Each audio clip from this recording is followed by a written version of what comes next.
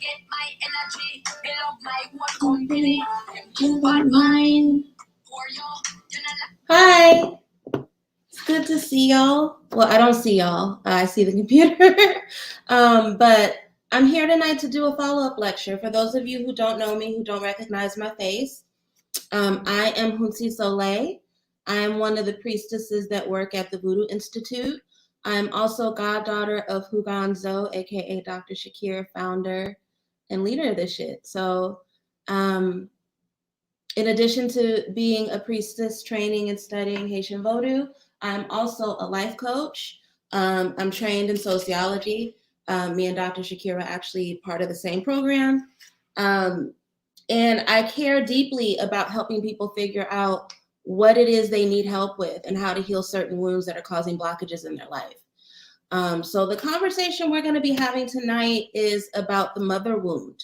Hi, Monte Guero. Hi, Alyssa. It's good to see you guys.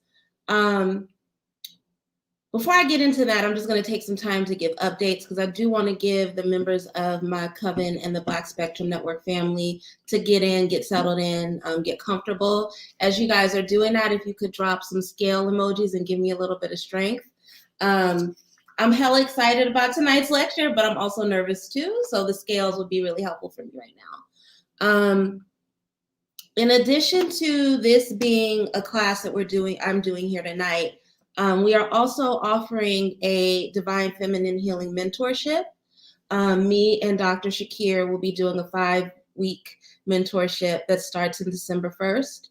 And a lot of what we're talking about in tonight's lecture will be things that we're talking about and uncovering, unpacking in that particular mentorship, as well as some of the things I'm borrowing from in terms of framework I will be teaching in my tarot mentorship. So there are 2 days left to apply for the tarot mentorship program. If you go to my IG page, you can find the application there. And if you're interested in the Divine Feminine Workshop, email me at hunsisole@gmail.com or reach out to Dr. Shakir on the Black Spectrum Network page. Okay, I got a good amount of people in here now. I see some scales dropping, so I'm gonna go ahead and get started. So for those of you who caught the Demystifying the Divine Feminine lecture, I talked about the concept of mother wounds, and several of you, thank you. That's really sweet of you, Joseph. I appreciate that. I talked about the mother wound and how sometimes when we have an unhealed divine feminine, it is the result of a mother wound. And many of you guys asked me to do a follow-up about what that is, how we can identify it, how we can heal it. So I'm here, and that's what we're going to be talking about tonight. So the first half, I'm going to be talking specifically about the mother wound, what impacts it has on us as men and women in the world. I am also going to be highlighting the concept of the parentified daughter. Just vulnerability. I know that that was something that I worked through a lot in the initial stages of my spiritual journey. And, you know, I'm going to be really honest right now. Again, I am a sociologist. My degrees are in sociology and Black studies. So I care about the plight of my community. And I have noticed that a lot of women, particularly in my age group, not going to tell you what that is, but a lot of women in my age group do tend to deal with a lot of traumas, a lot of difficulties. It's good to see you, Monte Clara. Hey, Priestess Phoenix. Yeah, and so I want to talk about that concept because not only does it impact, you know, your experience with success and leadership in the world, it does impact your relationships, your romantic relationships and your friendships in really particular ways. I do have messages for the men in this, so please don't hear divine feminine, don't hear mother wound, don't hear female archetype and think that you can't benefit from this. Again, my symbol is the scales for a reason, and I care about spiritual balance within all of us. I believe that when we get to a space of spiritual balance and when we heal our spiritual and emotional wounds, we then heal our bloodline and we heal our community. And so that's why I'm having this conversation, and I'm not doing it anywhere else. I'm doing it here on this spiritual channel where we believe that, you know, an anchoring in Black spiritual tradition is how we combat white supremacy, right? And so part of that is healing our emotional wounds as well as our psychological wounds, and sometimes those are deeply tied. And I'll talk about that. So The mother wound. What is the mother wound? Our mother is our first internal representation of ourselves. They mirror us, right? So we come to value and understand ourselves, our worth, our significance as beings in the world through our mother, through the interactions that we have with our mother, right? Whereas the divine masculine or the father represents protection and stability, the mother for us represents safety and emotional ease. So if you had an aligned mother, a mother that brought you security, then you are most likely going to have a stable sense of self and a stable identity. If for any reason your mother had traumas that impacted their ability to interact with you, whether conscious or subconscious, thank you, Priestess Phoenix. Yes, definitely like this video. Whether those wounds those behaviors were conscious or subconscious, it could lead to certain insecurities within you or certain forms of negative attachment that impact the way you show up in the world, right?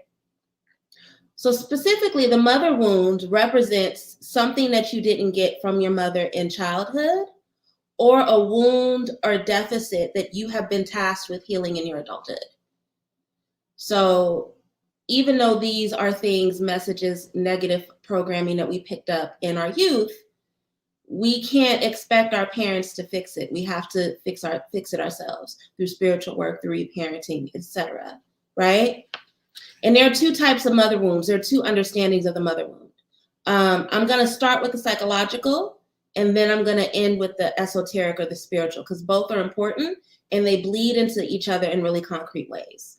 If any of you guys take clients, do spiritual work on clients, or do spiritual work in your community, once I explain them, you're going to understand what I mean when I say they bleed into each other in really specific ways. Okay, so psychological definition of a mother wound. They're caused by a mother who either could not or did not love their child compassionately, particularly in their foundational years, so the first 3 years of life, right? Their mother or their guardian was not in tune, so they couldn't mirror what the child needed, and they did not affirm their accomplishments, right? So these are things that impact someone's understanding of worthiness, their identity within the world, right? And some of you guys may, especially if you've done any reading on twin flames, if you're interested in psychology around romance and love, you probably know attachment theory. It's really popular right now. And the mother wound has a dinette. Sorry, I'm going to do that a lot. When I talk really fast or when information is going really quickly in my head, I tend to collapse words. So, yeah. But the mother wound is deeply connected to attachment theory, right? Because your connection to the mother impacts how you see yourself, how you connect with other people, right? So if you had an attuned mother, you most likely have a secure attachment style. If your mother was a disconnected parent or had certain deficits that left imprint on you, then you likely have an insecure attachment style. And there are multiple insecure attachment styles. I'm not going to go over all of them. I'm going to go over the two that I see come up most often when helping people work through their shadow issues and heal their mother wounds. One is ambivalent attachment, right? So people who have an ambivalent attachment operate from the belief that relationships are unreliable. People are unreliable. They change their moods rapidly all the time, and you can't depend on folks. And so because you can't depend on folks, I don't believe that relationships are that significant. I can leave them or take them. Commitment is not important to me. That's kind of the feel of an ambivalent attachment style. The second one is avoidant attachment. So people who deal with avoidant attachment believe that love fundamentally involves pain and sacrifice. So they're very concerned, honestly, outright afraid of what love is potentially going to cost them, right? So those are two types of insecure attachment styles that I've tended to see in that are symptoms or a result of an unhealed mother wound, right? What are some other impacts or symptoms of an unhealed mother wound? You can have disastrous relationships. You deal with constant conflict in romantic or social settings, right? So if you believe that relationships are fundamentally unreliable, then you can't trust these niggas, or you can't trust these, insert misogynistic word here. And you don't, it's hard to have a stable, healthy relationship if someone doesn't have your trust, or you can't trust them, right? Another thing is it impacts confidence. You can have low confidence as a result of an unhealed mother wound. It can be the result of having an overly critical or a verbally abusive mother, or a mother that groomed you to believe that I have hella notes, y'all. I'm sorry. Once I got started, I couldn't stop. A mother that led you to believe that their problems or their feelings always outweighed yours, right? So that can impact your confidence, impact your self-esteem, impact your relationship to your worthiness, right? If anybody feels like this is familiar, or they see themselves in this, or they resonate with this, don't be shy about putting down comments, because I do respond and take questions throughout. So let this definitely be interactive. Also, don't hesitate to pour some love into me. My payment information is at the bottom. So if you connect with this information and it resonates with you, show your love by sending me a love offering, okay? Another impact is that, so we know imposter syndrome. Imposter syndrome is that thing that happens when you elevate, right? You get to new levels of social capital and you feel uncomfortable and you feel like you're not supposed to be there, or that at some point someone's going to find you out, right? One of the impacts of the mother wound is that it can lead to what's imposter effect, whereas you are always believing that you don't belong, or that you're gonna, fail, right? So there's a lingering sense of shame or worry that hangs over the back of you. You bring up something really important, Alyssa, and you did have a good mother. I can tell your energy is really solid, right?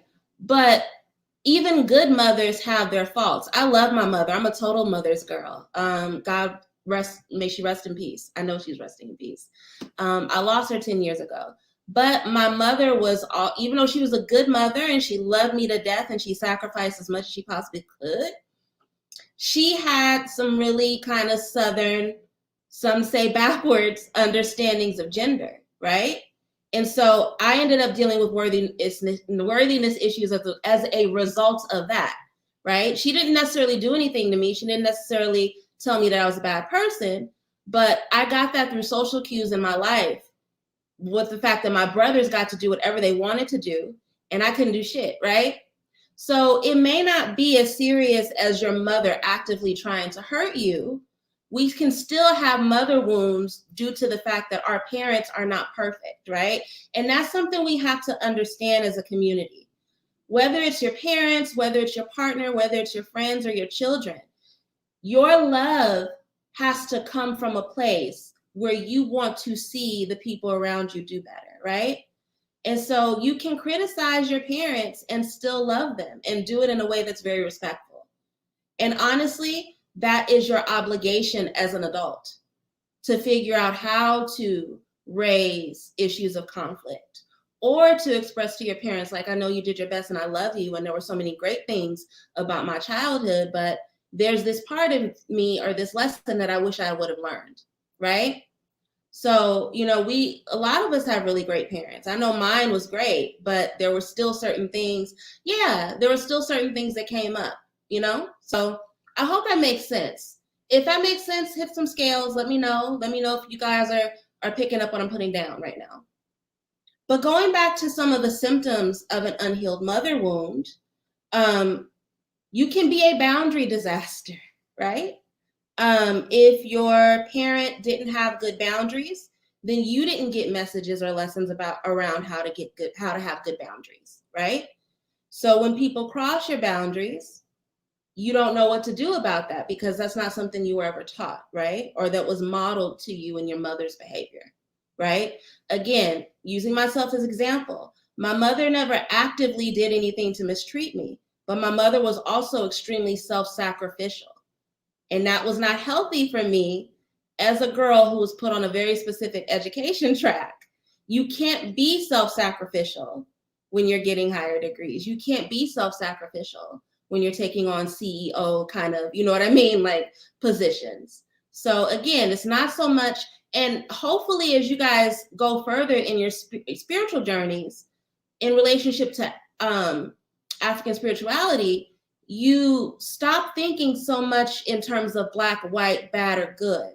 Because sometimes even good people can have an imprint on us that, you know, is difficult to unpack, right? Another symptom is that you can be overly sensitive, right? Easily triggered. You have an inability to regulate your own emotions, and you feel that the people around you are responsible for maintaining your emotions, right? You think it's okay to go off on somebody because of how you felt, rather than taking the time to check in with yourself and self-regulate and ask yourself, was a boundary actually crossed, or am I just having difficult feelings, right? Those are symptoms of an unhealed mother wound. Also, an inability to trust your own feelings, right?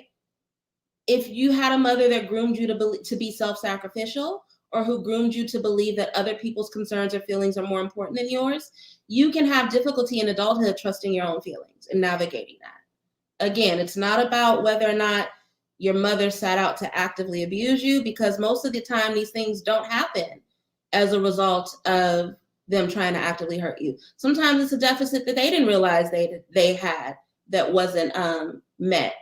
And they're just doing the best that they can by raising you the way that they were raised, right?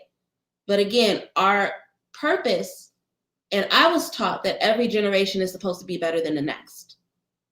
So this is a conversation not to demonize our mothers, but to just recognize what we may or may not have gotten from them, and to give that to ourselves so that we can be our best selves in our adult life.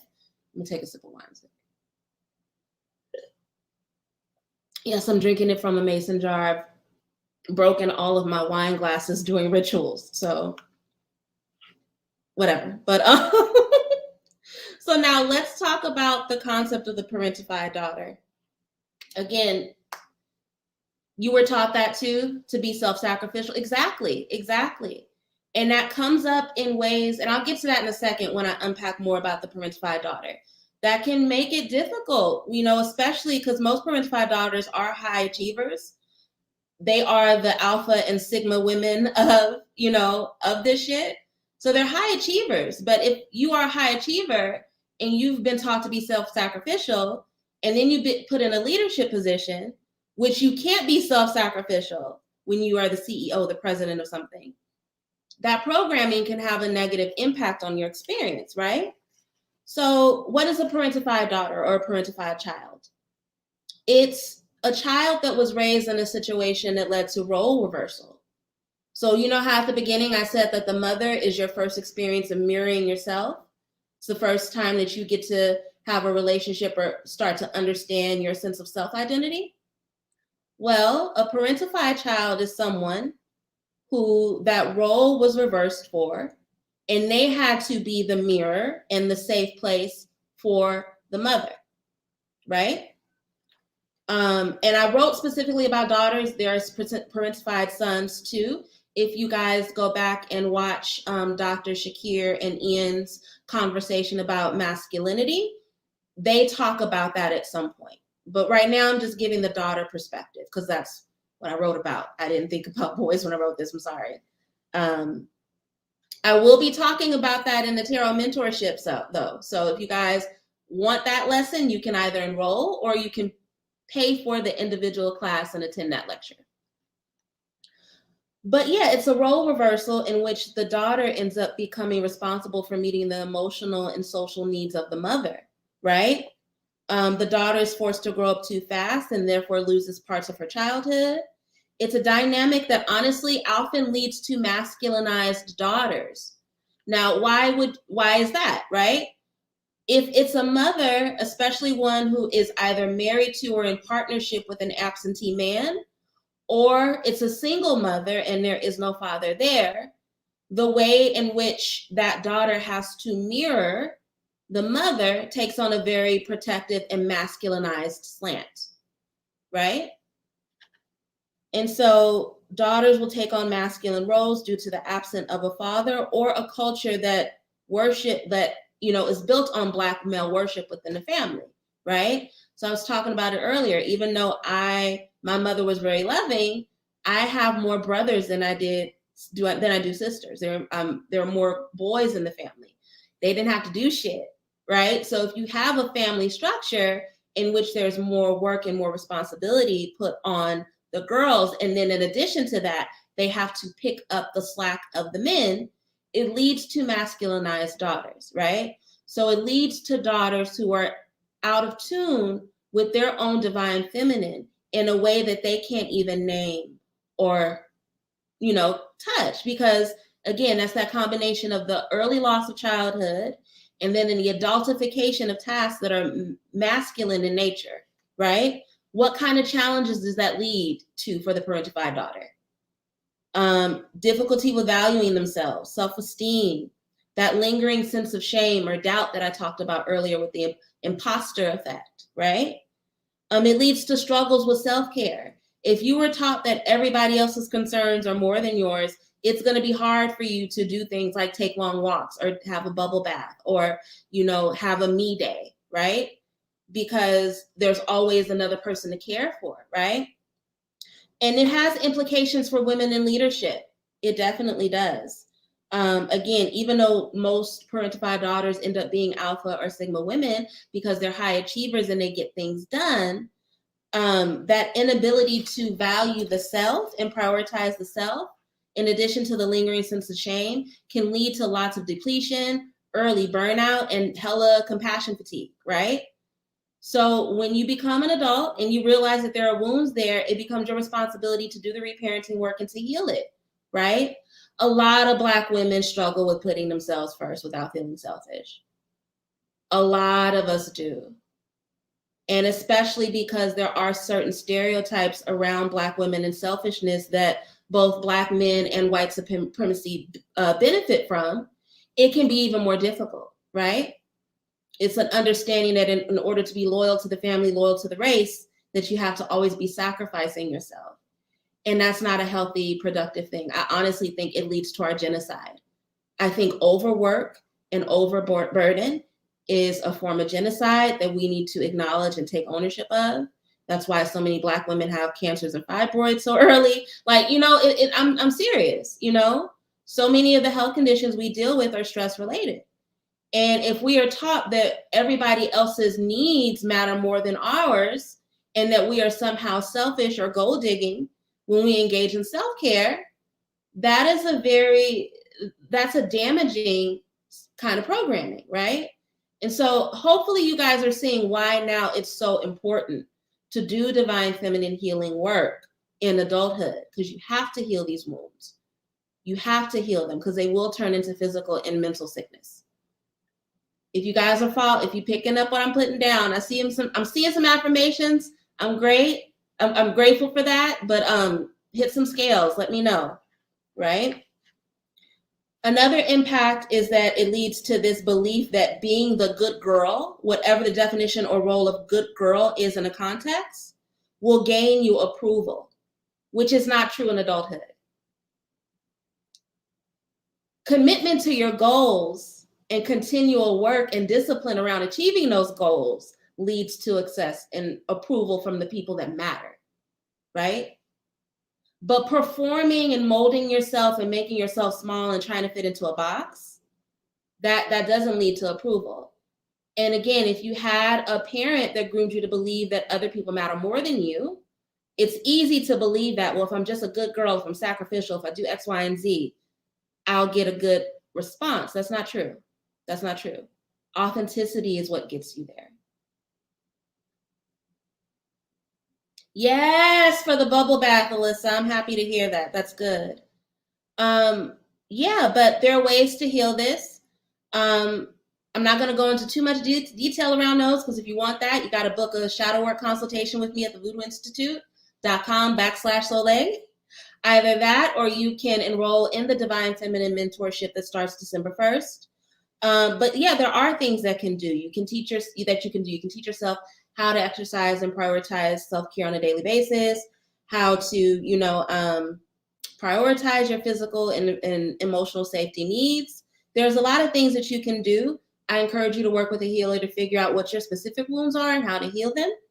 But now at this point in the presentation, I'm gonna share. I did a PowerPoint. That's how excited I was to talk about this stuff. I did a PowerPoint, and I want to thank the people in my coven that were supportive and helped me find some examples for this lecture. Give me one moment. How do I get this to? Okay, here we go. No, that's not it. Slideshow. There we go. I'm gonna play from start. Play from start. Can y'all see that? You guys are able to see that? Okay.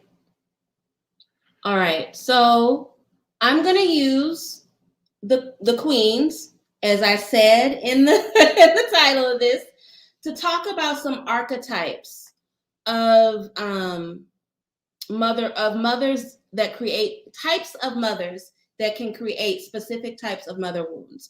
And I'm going to lay these out using the queens of the tarot. Be patient with me because this is my first time doing PowerPoint on StreamYard.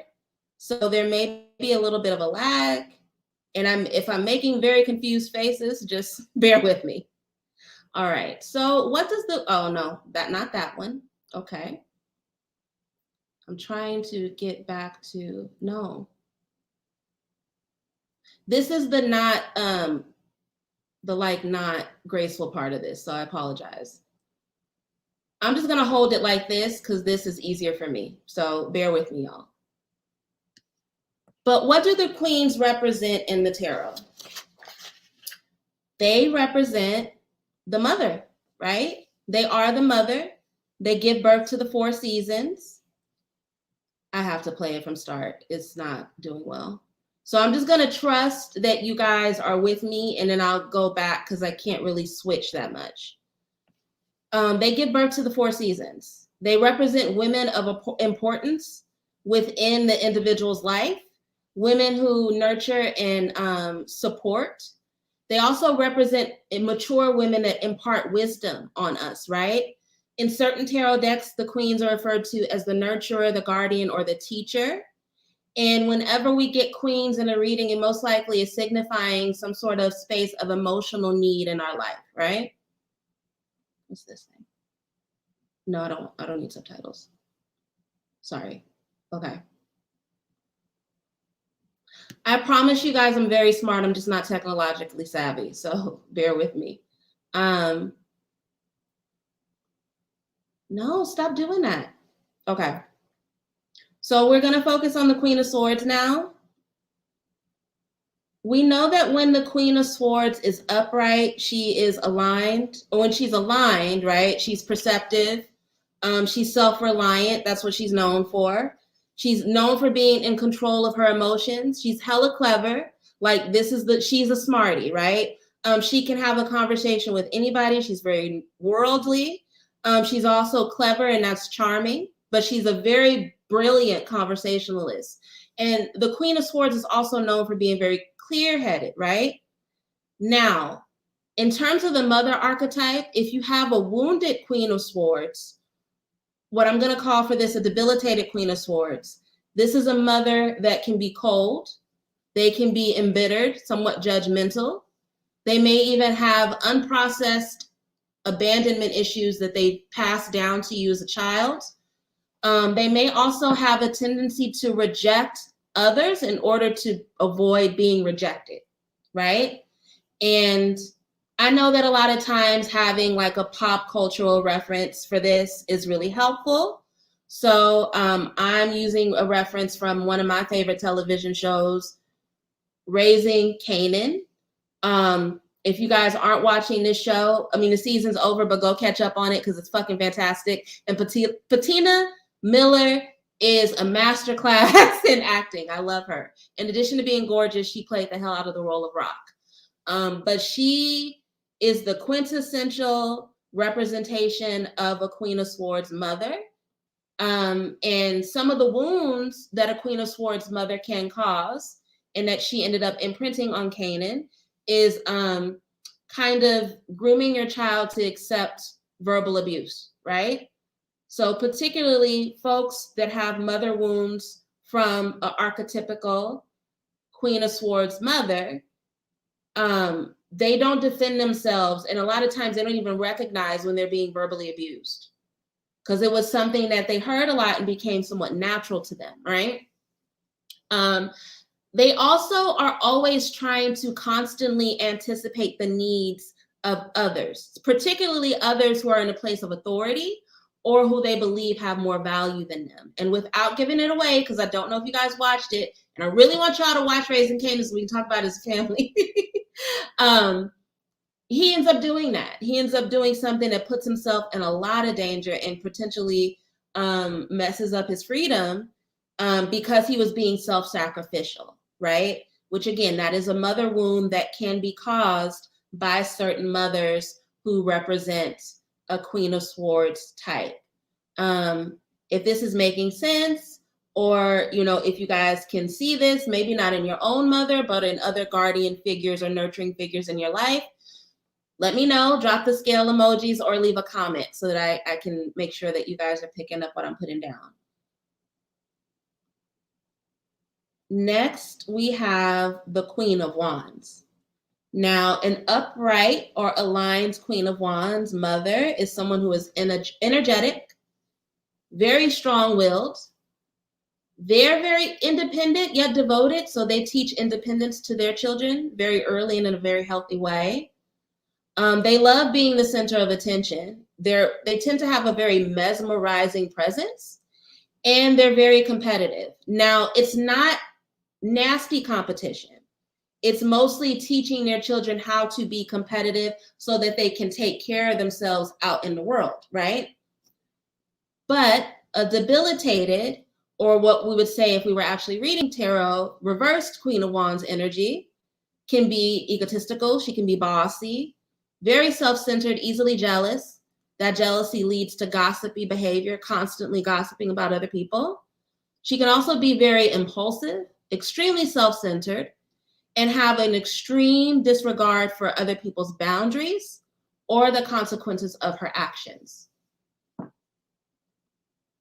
Tokyo Toni is the quintessential debilitated Queen of Wands mother. And I put a picture of both her and China because she's turned China into that as well. And so that's what I mean about when you don't process your mother wounds, what the consequences can be. Because you can then make a mini me that goes out into the world and does the exact same things. It may look a little different because it's a different generation, but those wounds will end up being passed down to your children in really, really concrete, complicated ways, right? So what are some of the mother wounds attached to an archetypal, I don't know how you say that word. I know what I'm trying to say. Stay with me. But in the Queen of Wands mother archetype, what are the kind of wounds that can be caused? Constant petty competition with other women. Constant petty competition with other women. And it's not competition that is meant to propel you forward. It's not competition that's going to, sustain wealth for your family. It's always like that bitch copying, like that kind of shit, right? Like that petty competition that don't put money in nobody's pocket, that doesn't instill love in anybody, that doesn't produce anything but distraction and waste. Constant petty competition with other women is caused by a Queen of Wands mother, especially if they were somebody, you watched them model the behavior of always tearing down other women, always trying to find a justification for why you better than that bitch or what, like that kind of shit. It leads to that, right? It can also lead to a fear or suspicion of women who are in positions of authority or women who are older than you, right? So there are two things we're seeing here that leads to the whole I don't deal with other females dynamic, right? Thinking that every other woman is coming for the little bit that you have, or and understanding that women who are older than you, your elders who can actually give you some lessons and put you up on game, are out to hurt you because your mother saw you as a form of competition and was out to hurt you, right? It can also lead to an obsession with the performance or the appearance of being better than at all costs. And I focus on performance or appearance because sometimes it can allow you to actually hurt yourself in the process. So you sacrifice relationships and friendships with petty competition because most aligned women don't want to deal with that shit, right? Or you end up falling into debt trying to keep up appearances. Again, Black China, right? It can also lead to a lack of awareness of your own boundaries, which means that you have constant blowups with other people because you yourself are not able to articulate your boundaries because you don't know what your boundaries are until someone has violated them, right? So those are the type of, and there are more. There's a lot more. It's just that I'm not trying to be here teaching y'all for free for 3 hours. But these are some of the like main ones that tend to come up, right?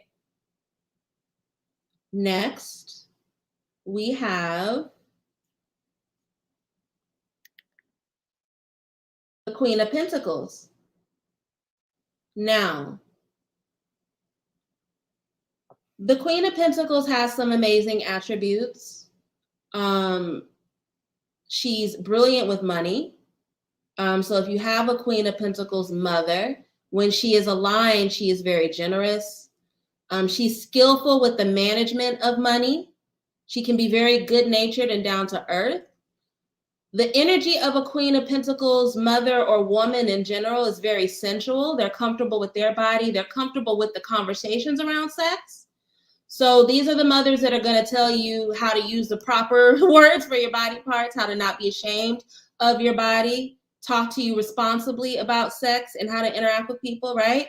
Because they are tapped in and in tune with their sensual nature. They're not afraid of it. The energy of Queen of Pentacles is a very walk it like she talks it in energy, right? Now, when this energy is debilitated, she can be extremely materialistic, hella greedy, distrustful of everyone else because she's greedy and out to get. So she thinks everyone else is coming from that position. She can be preoccupied with wealth and status to the detriment of focusing on other characteristics that are important, right? And she can either be someone who neglects her body and sexual desires or overindulges in it, right? We all may have known like a woman who was married and like got widowed early and then just decided to never date again in life, right? And so just cutting off their sexuality in a way that is not healthy either for them or for the children that they raise, right? Because men learn how to love a woman in relationship by watching their mother be loved. Same for girls. They learn how to accept love in relationship by watching their mother be loved. So if you didn't get to see those things in real time, you didn't get to see them modeled through your mirror, your first point of self-identification, then you're not going to know how to look for and expect those things or even demand those things of the people that you date, right? So what are some of the mother wounds? I'm giving y'all a lot of game. I hope y'all are sharing some love offerings because I have definitely put y'all up on a lot of game for free. So a debilitated or the mother wounds that are caused by a debilitated Queen of Pentacles mother are that you can live with the belief that you have to constantly be performing or constantly be producing something in order to be loved, right? And there are some people who they feel they can get themselves in really financially, really emotionally and financially abusive relationships because they are working from the belief that if they're not always performing or giving, no one's going to love them, right? And I think we can see that with Kris Jenner's children, with her progeny. It also leads to a fear of authenticity. because you fear that if you are your authentic self, it'll lead to punishment or ruin, right? So a really keeping up with the Joneses, hiding your faults kind of a dynamic. It can also lead to codependent romantic relationships, as well as friendships that burn out and fizzle quickly, right? Most people that don't have lasting friendships struggle due to some sort of mother wound, right? And whether it's falling out because they can't take criticism or they don't know how to communicate displeasure, it can lead to relationships that burn out mad fast, right? Again, it leads to that dynamic of hiding your problems to protect image. And it also leads to the belief that money can solve every problem, and that working on your character or knowing how to read or being a pleasant person are not things that are worthy of your time or of your investment, right? Okay. I'm at the last one, y'all. Hit me with some more scales so I can have enough energy to get through this last one. Y'all got me on here working tonight. We end with the Queen of Cups. This is some of my favorite Queen of Cups artwork. I literally, as soon as I saw this, I rushed and got this deck. I'm not even feeling the rest of the deck. I just think that this artwork is so gorgeous. And we have the Queen of Cups, all water, right? And when she is aligned, she is emotionally intelligent, she's creative, she's very dreamy. Think about the mom that will get down on the ground with their toddler and like play robots, you know what I mean? Or let them roll around in their finger paint. Like that's the kind of mom that an aligned Queen of Cups is. They're very spiritually in tuned, right? So they're in tune to the spiritual needs of their child. And they also don't shy away from spiritual conversations with their children. Deeply nurturing kinds of mothers, right? But when this energy is debilitated, it can be very insecure, hella fickle, so you can't depend on them. They can also be very meddlesome, overly sensitive. They have unrealistic boundaries or suffer from a lack of boundaries. They can be very, very emotionally manipulative, smothering of their children, again, leading to that crossing of boundaries. So these are like the mothers that ask their adult sons about their sex lives, like, you know, just that kind of stuff. And they're also prone to fantasy. So they can be somewhat delusional about either who their children are or what their children's needs are. And the representation I have for a debilitated Queen of Cups is Mama D. I could have used any like of these mothers of rappers who treat their sons like their boyfriends, honestly, because that is one of the main problems. And so far, a lot of what I was talking about, you guys may have thought I was only talking about the women, but these can show up with men too. This one in particular, I see the most with men of color. I have to be honest. These wounds here with the debilitated Queen of Cups, because some of y'all don't understand your mama not your girlfriend. And it's weird. It can lead to an inability to regulate your own emotions. It can lead to oversharing details about your romantic relationship with your mother or your mother figures. It can lead to you allowing your mother to break your partner's boundaries because you have no boundaries with your mother, so you don't understand that that's wrong. So when they break your partner's boundaries and the partner gets upset, you then gaslight your partner into believing that they're overly emotional, when in actuality, your mother needs to stop being meddlesome. You know, you're an adult. You are fucking this person, not her. And it can also, it leads to the belief that you have to be a surrogate husband for your mother. It leads to the belief that the only women who hold value in your life are your mother or maybe your daughters. And I put maybe because sometimes women who have mother wounds that they have not processed through, when they then have children, they become overly competitive with their daughters. And what happens a lot, what I've seen with fathers, and you guys are going to know you probably know what I'm about to say before it comes out. Men don't understand that just because they stop fucking with the baby's mom, that they shouldn't abandon the children, right? So that's why I say maybe daughters. You know, unfortunately, that phrase, mama's baby, papa's maybe, a lot of y'all have taken that to heart in ways that are really detrimental. But yeah, these are some of the mother wounds. If you guys have ever gotten a reading with me and these cards have come up, these are probably themes that I've unpacked or discussed with you. Again, if you like what I've gone over today, if you feel like this information was helpful, definitely continue to watch the video, share it with folks. But you also may, if you see yourself in anything that came up today, definitely consider booking a shadow work consultation with me at www.voodooinstitute.com/Soleil.